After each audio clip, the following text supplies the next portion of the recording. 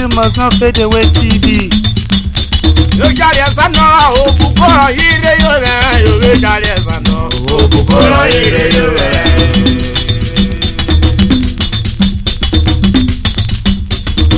your son, oh, before you got your son, oh, before you Matthew Radio, one Radio, Andrew Radio, Christopher Radio, whatever I live, I call them you were born into the chariot.